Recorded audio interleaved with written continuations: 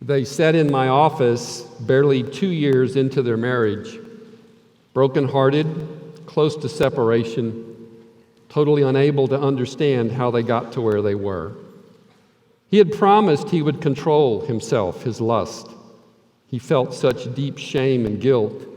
She felt violated, ashamed, inadequate, and a host of other feelings. Jesus brackets his Sermon on the Mount with two things. Unless your righteousness surpasses that of your religious leaders, Pharisees, teachers of the law, you cannot enter the kingdom. And at the end, with an admonition for us to not just hear what he is saying, but to put it into action.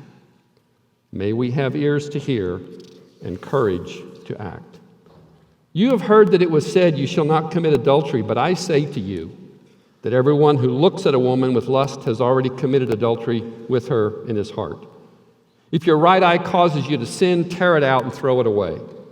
It's better for you to lose one of your members than for your whole body to be thrown into hell. And if your right hand causes you to sin, cut it off, throw it away. It's better for you to lose one of your members than for your whole body to go into hell. Jesus intentionally connects this teaching to the law and the prophets, teachings that his audience were familiar with. He says he did not come to abolish, but to fulfill. And then he proceeds to quote Old Testament law and expand it. Perhaps they'd lost sight of the purpose of the law. It was not to enslave people, but to lead them to freedom that only comes by loving God with all of one's heart, soul, mind, body, and loving neighbors. I've spent a lot of my adult life trying to live more fully under and into the teachings of Jesus and all the implications for how I live and how I love. And just like the first expansion in this sermon of Old Testament law about taking a life, he addresses coveting, adultery from Exodus 20:14. And although it was originally used in the context of married life and coveting another man's wife, I think there's deep wisdom here for all people, not just those who are married. Because what he describes is not just desiring or idle envy. This implies the intentional planning to obtain something for oneself. And I would suggest that Jesus' use of hyperbole and exaggeration here is disturbing. And I've heard many a lesson in the sermon attempting to clarify what Jesus really means. I think he knew what he was saying, and he does not need me to soften or clarify it. I don't think he's just randomly chosen which members of our body to highlight, to use as examples.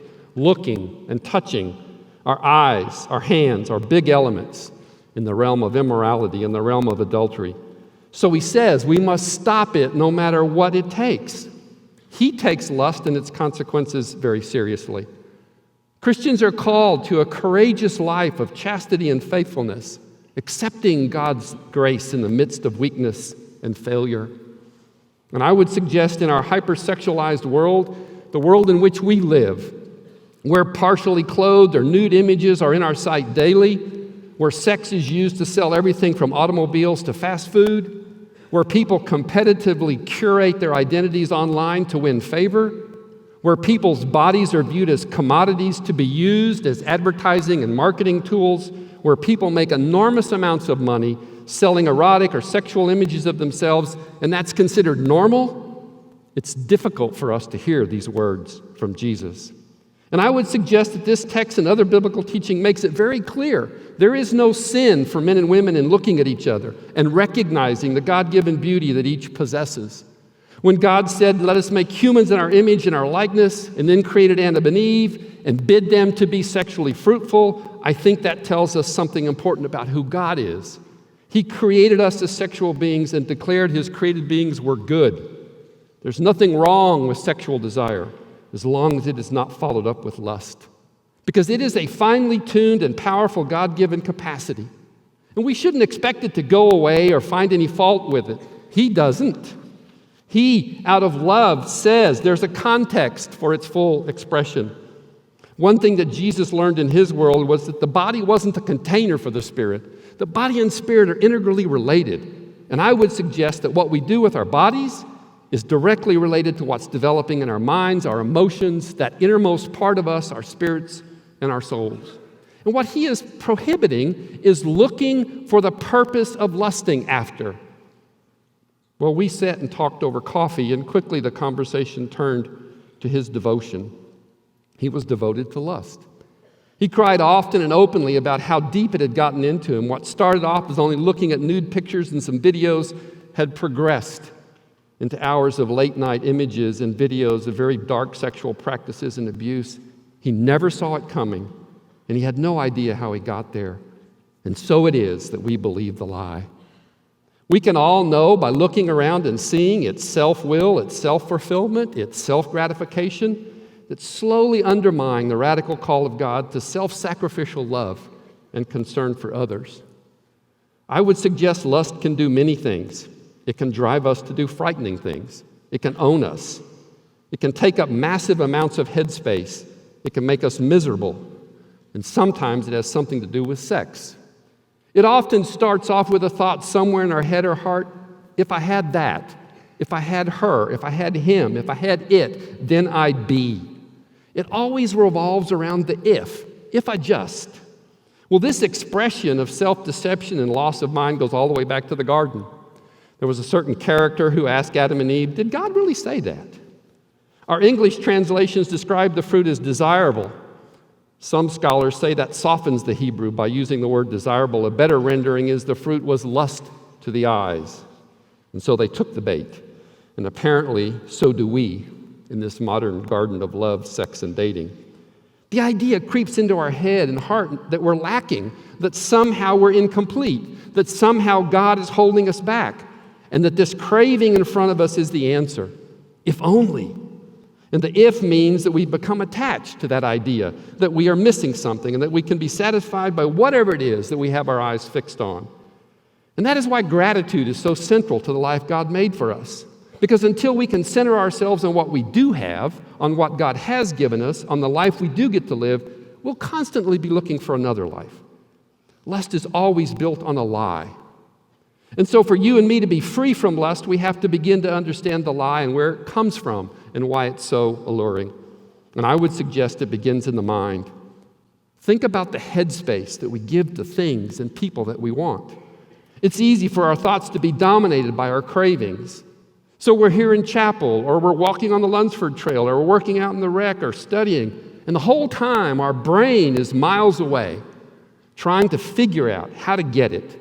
It takes a hold of us. We are not free. Lust is slavery.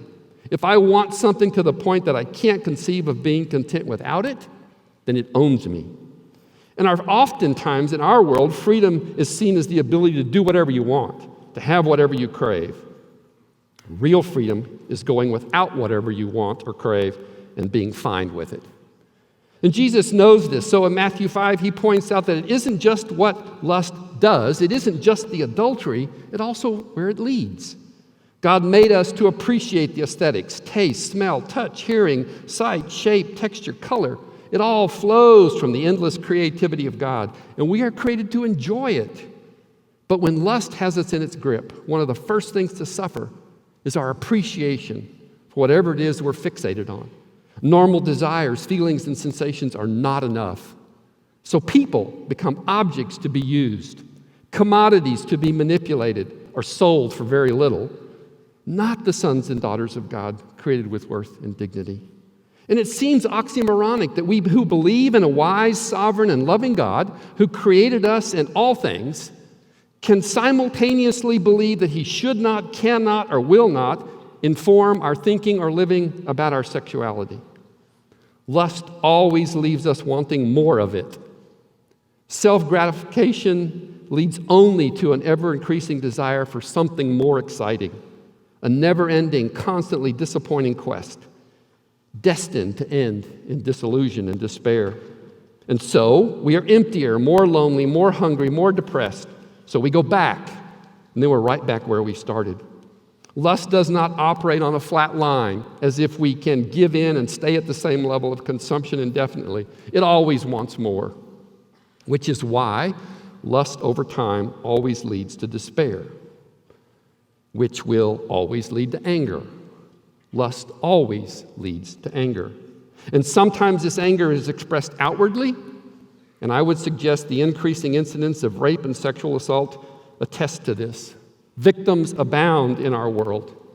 And sometimes it turns inward and leads to deep despair and self-destructive thinking and sometimes depression. Lust says to us, if you just had this, everything would be fine. But it's not true. We are not okay. Lust promises what it cannot deliver. So we as Christians are called to live lives of courageous chastity and faithfulness, accepting God's grace in the midst of our weakness and failure. And if we believe that our relationship with God is a process of formation and transformation, maybe we could find language to talk about this. Maybe chastity would be a good term. Renewed abstinence. It's a way to make a stand, to commit again to living a life of purity. There may be consequences that you'll have to deal with from past decisions or the decisions of others. But those decisions do not have to define who you will be going forward or the nature of your relationships. Nothing can change the past, but healing can transform the wrong, done by either ourselves or others, can transform that into channels of grace and growth. Healing frees us from the emotional, mental, and spiritual negative effects. And with true healing, we can actually look back with some maturity and peace, knowing our past cannot keep us from the real love and freedom that God offers. And healing comes in many ways. I would suggest the more we seek and are open to God's healing, the more likely we will be restored to the person of joy, love, and trust that God created us to be. I believe there's hope for us all. I believe that this notion of chastity is something that's interesting because when it was originally conceived of, historically it was a word which referred to modest and restrained behavior in general, not in relation to sexuality. But I think it's a virtue. It's a virtue that promotes respect for oneself, for others, and for one's present and or future spouse and children. Chastity is based on the awareness that God loves our bodies. He came in a body in Jesus. And now he continues to come to this world through our bodies. So essential to this notion of developing chastity and purity is a turning away from this preoccupation with genital sexuality. Then and only then are we left free to treat others as persons, not objects. For those of you planning on marriage someday, I would suggest it's very difficult to have a healthy marriage without chastity, because it's that virtue by which you are in control of your sexual appetite rather than it being in control of you. Here's the hope. Here's the glorious truth. No matter what you are, what you have done, no matter what has been done to you, no matter how dark your sexual history or how deviant your past, your physical status and sexual history does not define you. What defines you is Jesus Christ, living, breathing, and working in your life here and now. Our sexual history will always impact us, but never has to rule us because we serve a God of restoration, redemption, forgiveness, grace, and love.